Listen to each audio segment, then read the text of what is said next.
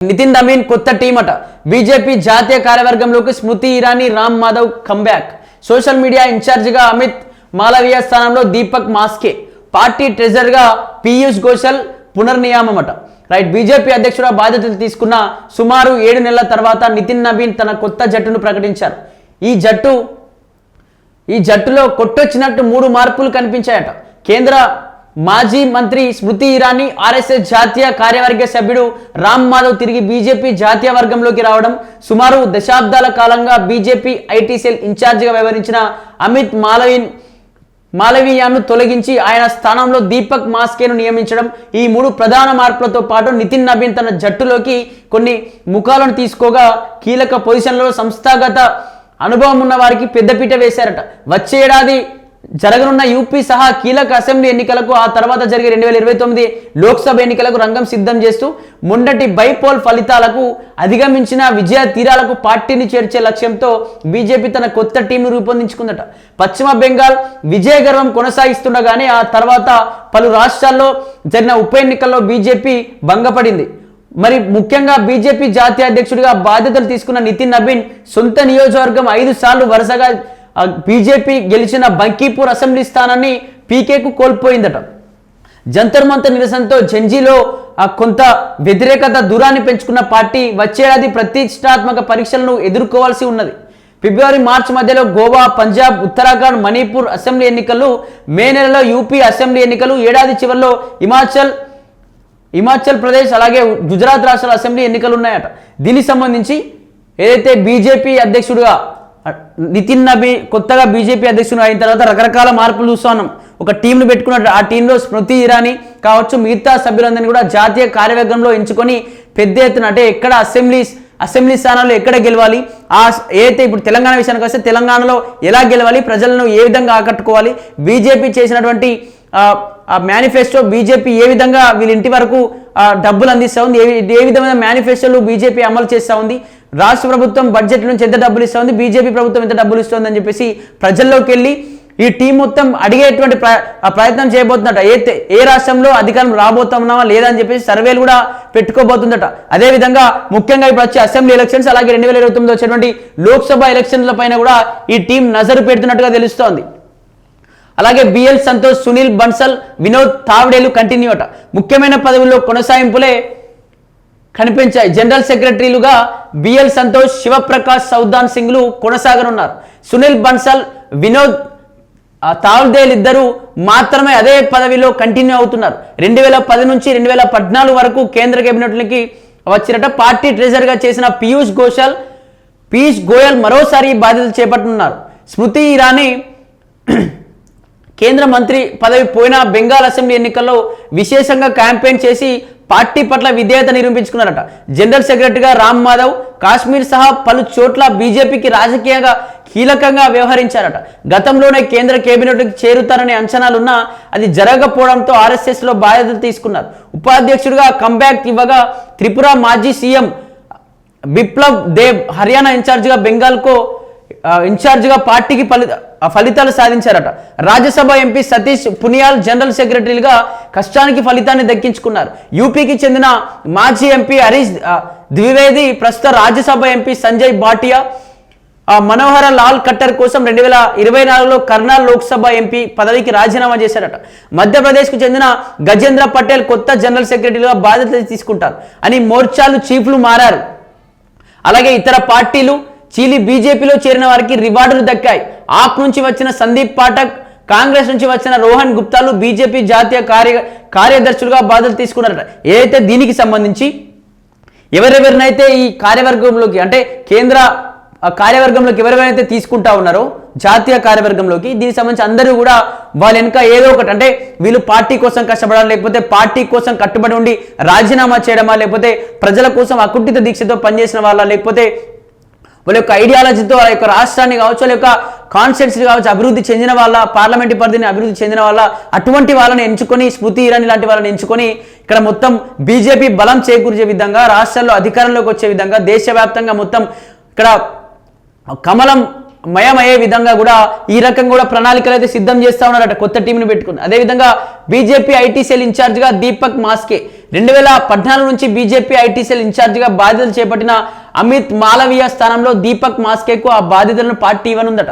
BJP నెరేటివ్ను social మీడియాలో ముఖ్యంగా వాట్సాప్లలో ప్రముఖంగా ప్రచారం చేయడంలో అమిత్ మాలవీయ కృషి ఉన్నది. అయితే మొన్నటి జెన్జీ నిరసనలతో బీజేపీ తన సోషల్ మీడియా సెటప్లోనూ మార్పులు తేవాలని నిర్ణయించుకున్నట్టు తెలుస్తున్నది.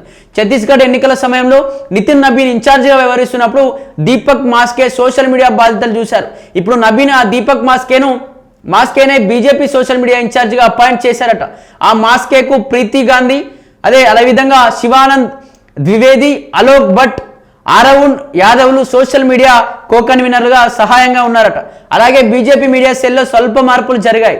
అనిల్ బలూని మీడియా సెల్ చీఫ్గా కొనసాగనుండగా ప్రదీప్ భండారి, ఆశిష్ అగర్వాల్, సిద్ధార్థ్ యాదవ్లు ఆయనకు సహాయంగా ఉన్నారట.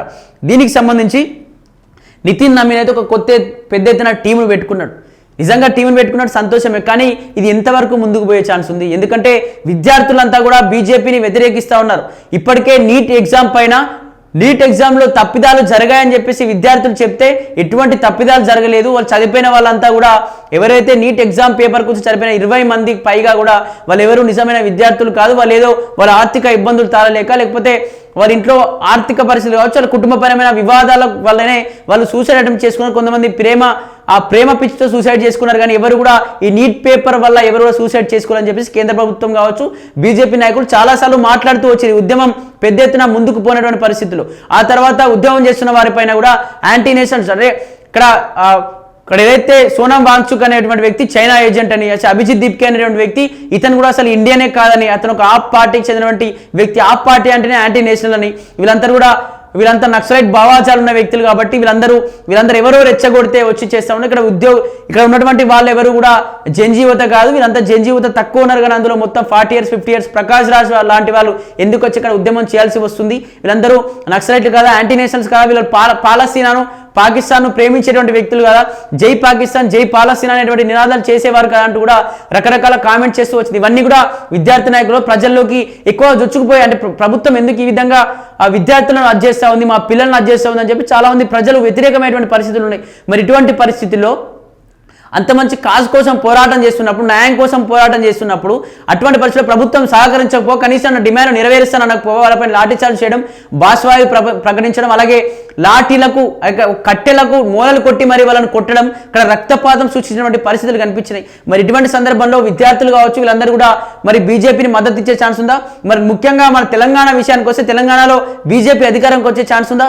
అసలు ముఖ్యంగా బీజేపీ ఆ రాష్ట్ర కార్యవర్గంలోనే ఫస్ట్ వాళ్ళలోనే చీలికలు వస్తూ ఉన్నాయి కదా, వాళ్ళే ఇక ఈటెలా మాట్లాడుకుంటే బండి మాట్లాడితే ఈటెలా మాట్లాడు, లేకపోతే ఇంకా కిషన్ రెడ్డికి ఎవరి టీం వాళ్ళకే ఉన్నాయి కదా. మరి ఇక్కడ బీజేపీ అసలు ప్రజల్లోకి తిరిగేటువంటి పరిస్థితి ఉందా? ఎటువంటి విషయాల్లో ప్రజల్లో తిరిగి వీళ్ళు ఎప్పుడైనా పాదయాత్ర లాంటివి చేసిరా, లేకపోతే ప్రజల్లోకి వెళ్ళి ఈ జిహెచ్ఎంసీ ఎలక్షన్స్ వస్తూ ఉన్నాయి దానికి సంబంధించి మీటింగ్లు పెట్టడం లాంటివి చేసిరా, ప్రజల్లోకి వెళ్ళేటువంటి ప్రయత్నం చేసిరా? అసలు విద్యార్థుల ఉద్యమాలు కొనసాగుతున్నాయి, నిరుద్యోగుల ఉద్యమాలు కొనసాగుతున్నాయి తెలంగాణలో. అదేవిధంగా పెన్షనర్లు కొట్లాడుతూ ఉన్నారు. ఇంతమంది పోరాటం చేస్తూ ఉంటే మరి వాళ్ళకి మద్దతుగా ఎప్పుడైనా బీజేపీ పెట్టింది, ఐదో రోజు పెడితే బహిరంగ సభ పెడతారు, మళ్ళీ ఒక సంవత్సరం దాకా ఏముంది. మరి ఈ విధంగా చేస్తే ప్రజలు ఆకట్టుకునేటువంటి పరిస్థితి ఉన్నది. ఇప్పుడు చాలా ప్రజల్లో ఉండాలి కదా, ఎందుకంటే వీళ్ళపైన చాలా వ్యతిరేకత వచ్చింది కాబట్టి ప్రజల్లో ఉంటేనే ప్రజలు నమ్ముతారు. మరి తెలంగాణలో మరి అధికారంలోకి వచ్చేటువంటి పరిస్థితి ఉందా చూడాలి. నితిన్ నబీన్ టీం ఇదే. జాతీయ ఉపాధ్యక్షులట వసుంధర రాజే రాజస్థాన్, తిరణ్ సింగ్ రావత్ ఉత్తరాఖండ్, రామ్ మాధవ్ ఢిల్లీ, బైజయంత్ జైపాండా ఒడిశా, డి పురంధేశ్వరి ఆంధ్రప్రదేశ్, రేఖా వర్మ ఉత్తరప్రదేశ్, వర్షబెన్ నరేంద్రభాయ్ దోషి గుజరాత్, భారతి ప్రవీణ్ పవార్ మహారాష్ట్ర, మన్ప్రీత్ సింగ్ బాదల్ పంజాబ్, లాల్ సింగ్ ఆర్య మధ్యప్రదేశ్, ఎం నాగరాజు ఉత్తరప్రదేశ్, తారిక్ మన్సూర్ ఉత్తరప్రదేశ్, మధు చంద్రాకర్ పశ్చిమ బెంగాల్ అట. జాతీయ ప్రధాన కార్యదర్శి సంస్థాగత బిఎల్ సంతోష్ న్యూఢిల్లీ అట. జాతీయ సంయుక్త ప్రధాన కార్యదర్శులట శివప్రకాష్ ముంబై అట, సౌదాన్ సింగ్ చండీగఢ్. జాతీయ ప్రధాన కార్యదర్శులు వినోద్ తావ్డే మహారాష్ట్ర, సునీల్ బన్సల్ ఢిల్లీ, బిప్లబ్ కుమార్ దేవ్ త్రిపుర, స్మృతి ఇరానీ ఉత్తరప్రదేశ్, సతీష్ పునియా రాజస్థాన్, గజేంద్ర పటేల్ మధ్యప్రదేశ్, హరీష్ ద్వివేది ఉత్తరప్రదేశ్ అట. సంజయ్ భాటియా హర్యానా. జాతీయ కార్యదర్శులట కవితా పాటిదార్ మధ్యప్రదేశ్, కె సురేంద్రన్ కేరళ, బోలా సింగ్ ఉత్తరప్రదేశ్, ప్రదీప్ వర్మ జార్ఖండ్, జగదీష్ ఈశ్వర్ భాయ్ పటేల్ గుజరాత్, సందీప్ పాఠక్ ఢిల్లీ, పాంగ్నాగ్ కొన్యాక్ నాగాలాండ్, సంగీత యాదవ్ ఉత్తరప్రదేశ్, అనిల్ యాంటోనీ కేరళ, ఎం వెంకటేష్ తమిళనాడు, మనోజ్ తిగ్గా పశ్చిమ బెంగాల్, సిద్ధార్థ్ చెంబు బీహార్, స్వదేశ్ సింగ్ ఢిల్లీ, మృగంగా దేవ్ బర్మన్ అస్సాం అట, రోహన్ గుప్తా గుజరాత్, జయప్రకాష్ ఢిల్లీ, ట్రెజరర్గా నట పీయూష్ గోయల్ మహారాష్ట్రకు చెందిన వ్యక్తి అట, మోర్చాల అధ్యక్షులట యువ మోర్చా హేమంత్ జోషి, మహిళా మోర్చా రూప్ కుమార్ చౌదరి, ఓబీసీ మోర్చా అమర్వాల్ మౌర్య, కిసాన్ మోర్చా బన్సీలాల్ గుర్జర్, ఎస్సీ మోర్చా శివేం కుమార్ రామట, అలాగే SC Morcha Shiven Kumar Ram, ST Morcha Mandalal Rawat, minority Morcha Kunwar Basit Ali అని చెప్పేసి కూడా పెద్ద ఎత్తున రాష్ట్రాలు అంటే దేశవ్యాప్తంగా ఉన్న రాష్ట్రాలు అన్నింటి నుంచి కూడా తీసుకున్నారు. కానీ ఎక్కువ కూడా ఇక్కడ గుజరాత్ నుంచి, అదేవిధంగా ఉత్తరప్రదేశ్, అలాగే ఢిల్లీ నుంచి కూడా ఎక్కువ మందిని తీసుకున్నట్టు తెలుస్తోంది. మరి ఇక్కడ తెలంగాణ వాళ్ళని తీసుకోలేదు, ఒక ఆంధ్రప్రదేశ్ నుంచి మాత్రం పురంధేశ్వరం తీసుకున్నారు ఆంధ్రప్రదేశ్ నుంచి. మరి తెలంగాణ విషయం ఏంది?